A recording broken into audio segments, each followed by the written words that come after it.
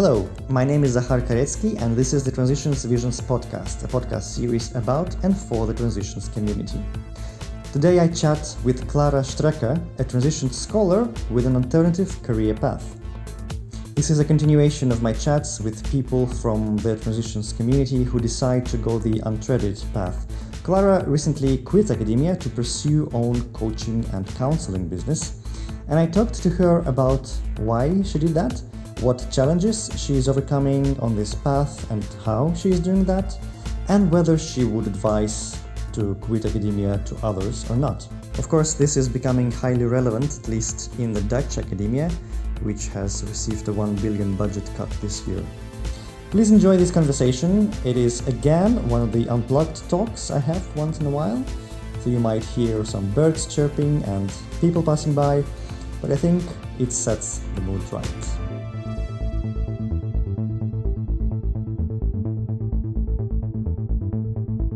So, hi Klara, very nice to have you here on the podcast. Happy that you agreed to speak on this very exciting topic. Well, yeah, thanks for having me and inviting me. I think it's an exciting topic. It's been very exciting in my life, for sure. A bit nerve-wracking as well. Oh, we're going to talk about it. Yeah. So we are doing this unplugged. You can hear the birds chirping. This is a walk and talk kind of talk, which is, I hear, is super healthy, apparently. Very healthy. I can recommend. Okay, there we go. So tell us a bit more about who you are and what has your career been up to this point? Yeah. So my name is Klara Strecker.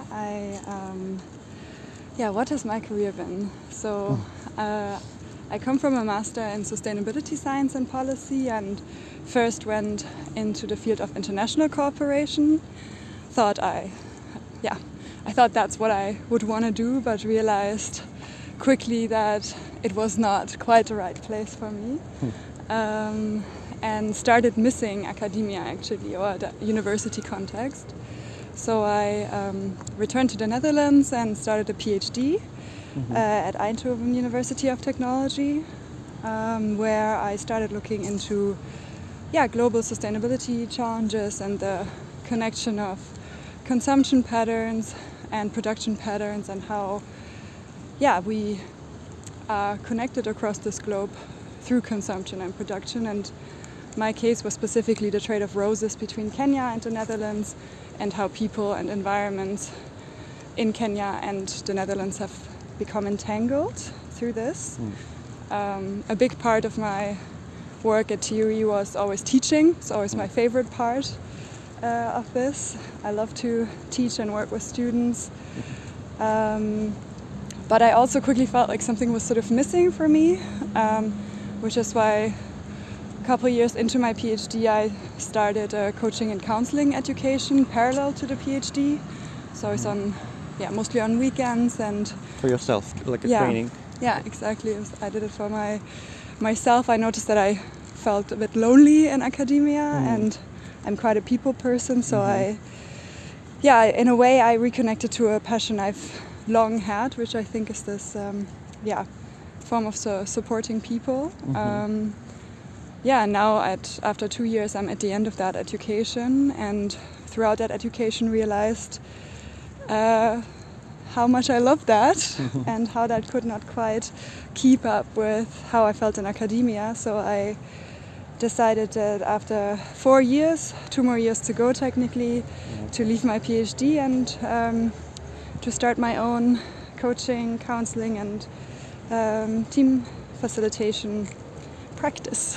Cool. So it has been not a strictly academic journey. So partly you have left after you have finished your master's. And what did you do? I started working for the German Organization for International Cooperation, working on the climate risk management team, on the damage and loss team, which is a heavy topic because it revolves a lot around the areas of this world that are most affected by climate change, small island states, etc., and how how to support regions where there's no chance of preventing any effects of climate change, but it's just on how to support them at the risk phase they're at, which it's really important work, but I found it quite heavy, and it ended up being much more political than I had hoped. And in what sense? Briefly. I mean, let me put it this way: I started looking much more critically on international cooperation as such, also from a colonial perspective, and this whole idea of let's pump money into some development projects, German-funded development projects, and what's the effect that actually has on the ground. It didn't have sort of the impact that I was hoping for in my work. Right. Yeah. So, and you did a sort of project management or research, rather? Both. It was a lot about the science communication, and I did one really, really cool thing there, which also links back to where I am now, which was that we organized a training of trainers for climate risk management specialists. And there I wasn't a trainer, but I sort of supported the trainers, and I did all the management of the participants, and I loved that. I enjoyed this part of the work so much, and already had the feeling after that, I think like I would love to be the trainer who gives that kind of training, and I guess I've sort of circled back to that. I guess, yeah. It's a good, segue into what you are currently doing. So if you could describe it and in a few sentences, what is your business about? That's always challenging for me, but in the end, I work mostly with young professionals and expats who are looking for support in coping with challenging situations in their life, especially transitions. So my specialism in my training is family and relationships. But my trainer, he calls me sort of an all-rounder, let's say, because in the end, I love any topic that has to do with coaching and counseling. I'm a very methodological coach, so I love using tools and methods to support my clients. So in the end, in this target group, you can come to me with anything: conflict in your family, in your relationship, a career change. Say I work a lot on supporting people in strengthening their sense of self and understanding themselves better, living a more conscious and purposeful life. That's sort of the individual component of the work. And then, I love to work with teams, support teams to communicate better with each other, to understand how they can empower each other, to understand challenges of intercultural communication. I work with stuff like nonviolent communication. So these are sort of the two legs. The go-to. So the all-rounder, as you said. I think that describes the struggle in my life also, to be someone who's often felt drawn to a lot of different things, and who often felt like a part of me was missing or undersatisfied when I specialized too much in one way or the other, which in a way also happened in academia for me. Yeah, relatable, definitely.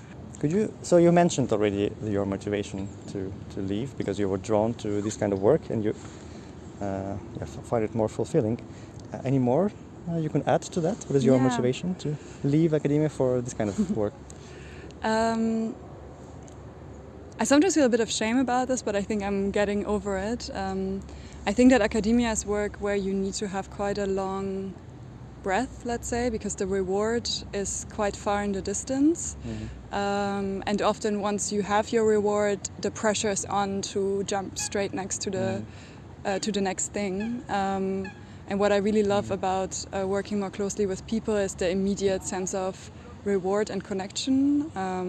When I work with someone, I do relational work with them, I connect with them, I can see when it clicks in their head, I can see when I open something, and when I can empower someone.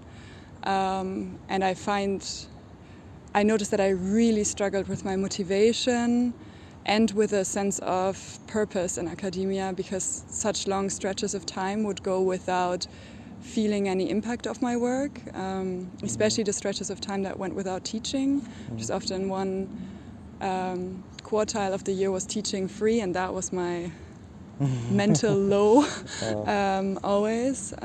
So I think that has been a really big reason.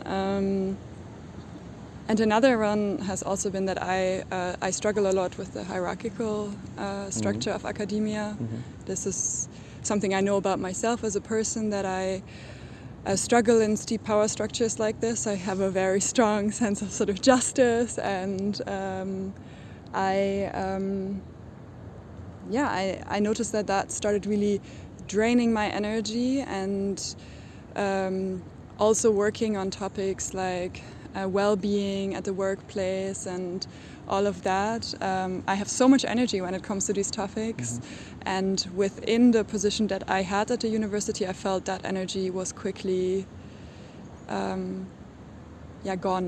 let's say. Yeah. Why? Because it's a very change-resistant institution, and I love change. Yeah. I think it's relatable what you're saying. Definitely for me. So then, you mentioned you work with individuals, but also with teams, and you started already several months ago, right? Or even before that? Yeah. So as part of my education, I had to start working with people, but they didn't have to pay me yet. So what started now quite recently is that people actually pay me for this. That's a quite new development. Yeah, so who are these people? Is it your network from the training days? Is it your network from your academic work, or new people and teams? All, I would say. I mean, it's slowly developing. It's not like I'm working with 50 people right now, so I wish. Well, I don't know if I wish. At the same time. But I would love to work more with academics still, because I think as someone who knows that system quite well, I think that I can relate to it well, and I know that I still have quite a lot of love for this field of work as well. So I'm not afraid of being, let's say, too biased based on my own choice of having left academia. But yeah, it's in a way any person living here in Maastricht, or also I do a lot of coaching online, who's struggling and would like support, especially in a period of life transition. So, for example, I'm really excited for this. I'm starting to work with Maastricht University in the next year as their coach for the honors students, which is a program I did myself. So it's really nice to now circle back around. I'd love to do more things like that I stay connected to education, but in a role that's freer than the one I had before.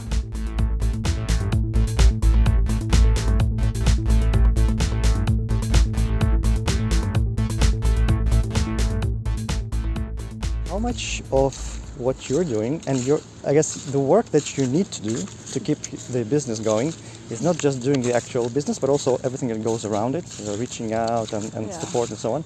How much of that do you do yourself, and how much of that you outsource or work with people? Right now I do it all myself. That part I find by far the most challenging. Okay, yeah. Especially the part that's more related to selling myself. Because I am my own brand, I guess, and there's something, the self-marketing, putting myself out there is not really something that comes naturally to me. I think the coaching and counseling and facilitating group processes, that's really natural for me. But in order to be successful doing that, I also need to learn more of these marketing skills, and that's definitely where I have the most to learn still, and where I run into my internal barriers the most. But do you plan to do it by yourself all the time later on? I would say what I'm trying to do right now is to stay really open to really nice opportunities, but to not run or to not too quickly jump into job opportunities that are safer but less fulfilling, let's say. So, for example, I look at positions also as student counselors and positions in education as well, because I could really see myself doing a bit more of a split approach where I work more with teams in like an employment context, let's say, and the coaching and the counseling with individuals more on a self-employed basis, for example. So yeah, that's definitely. And I'm also looking right now into how it would be to coach in an agency, for example, since a lot of employers just have bigger agencies that give them coaches to support their staff with their well-being, which would be a bit different from what I do right now, but they will do the marketing for me. Yeah. And I hate that, so. You hate doing the marketing, yeah. Oh, it just makes me cringe a little bit. Yeah. Well, it is cringe-worthy, definitely. So you mean agencies that are separate companies who work with a number of coaches or trainers, and then companies can hire them? Exactly, yeah. Yeah. And you mostly are working with academic clients? I would say not all of them, but all of them are at this point have been highly educated expats, I would say. Yeah. Okay. So what do they need? You said, so they are in a phase of change in their lives. So this is more of a this kind of questions they come to you with mostly, or something also else?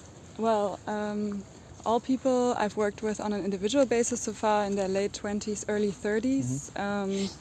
And I think that's, let's say, a fundamental phase in your life where you start asking yourself, what do I want? What do I want in relationships? What do I want from my job? Where do I want to live? What relationship do I want with my family?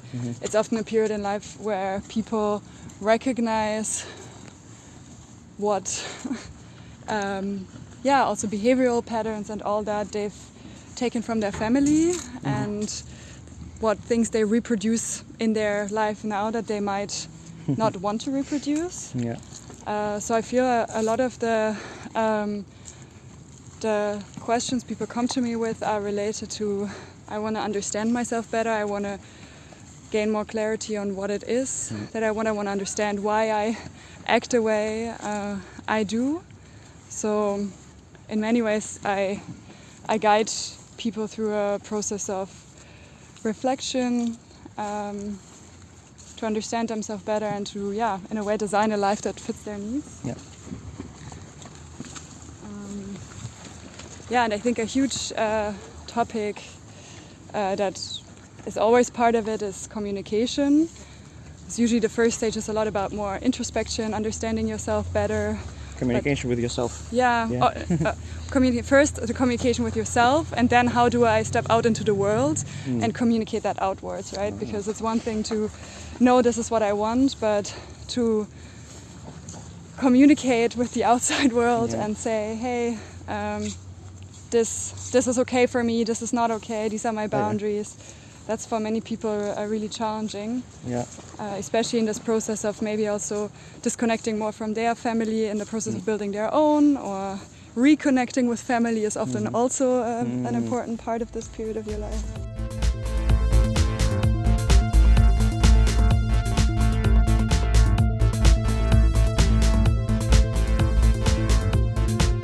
So you mentioned already that your work in Germany in the organization has informed your tools and methods. What else from your academic career so far has informed what you are doing now? You I find think it? many ways, actually. I think one,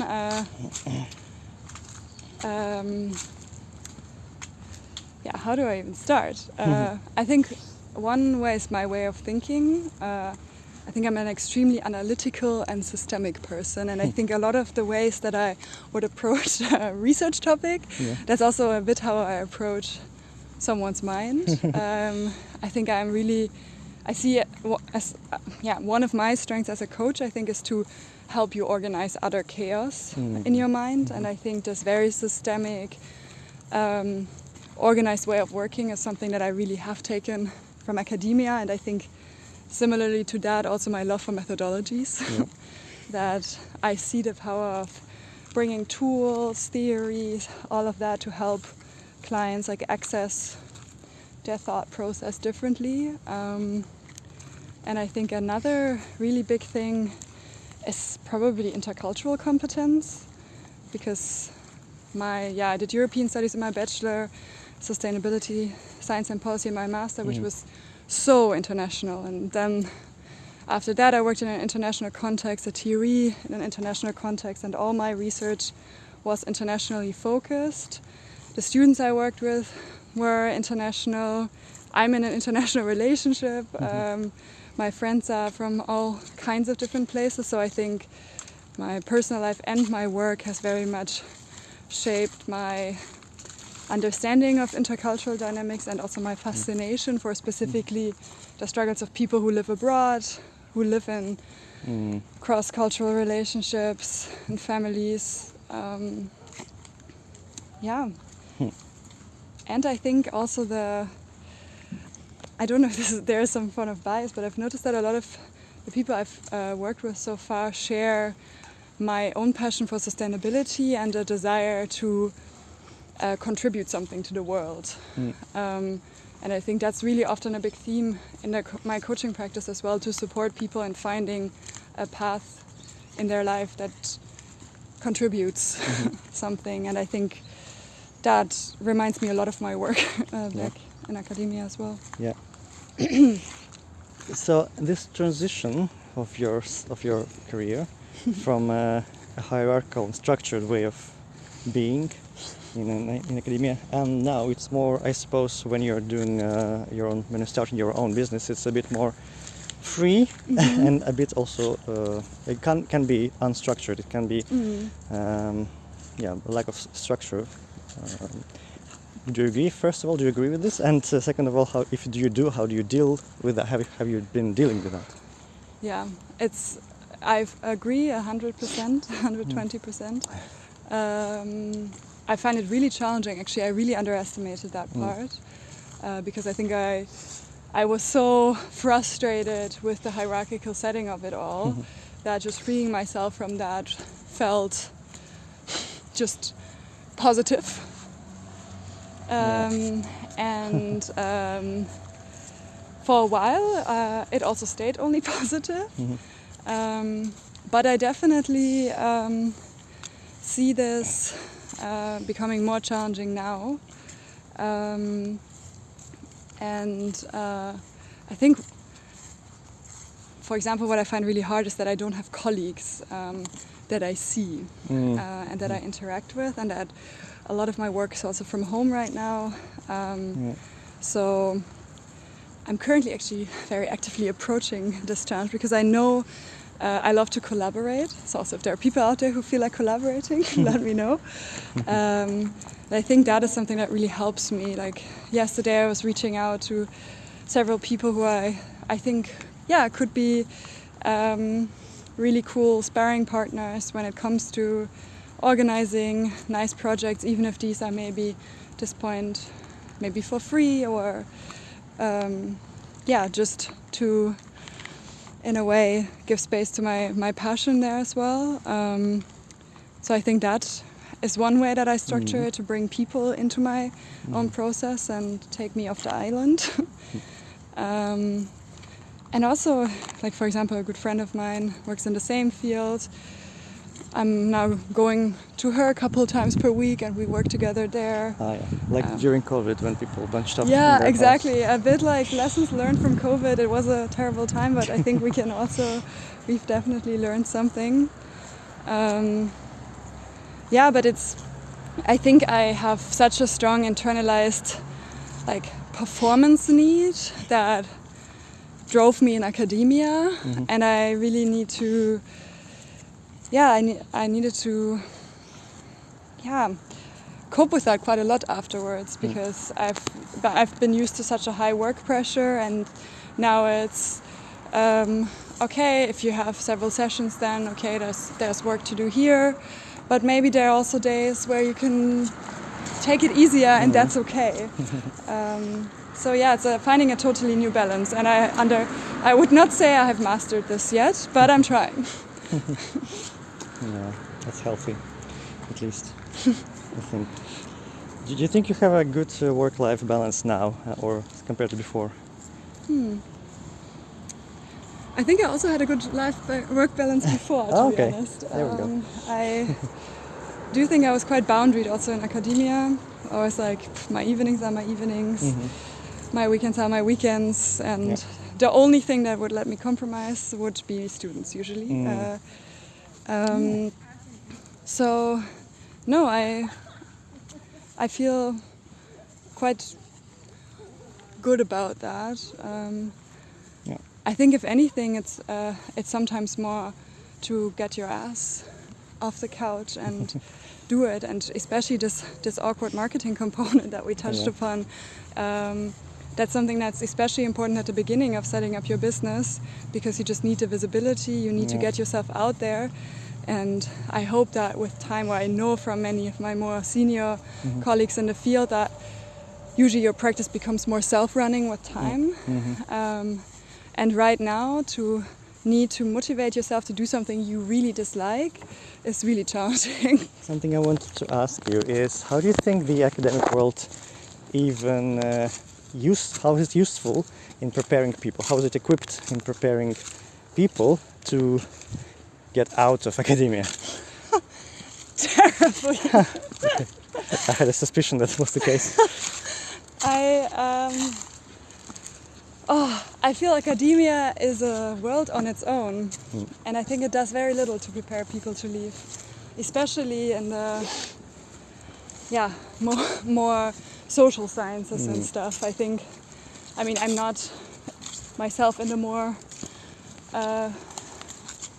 technical field, so I don't know, but I can only imagine that it's maybe easier to transition there. But no, I think academia is such a special environment. Yeah. And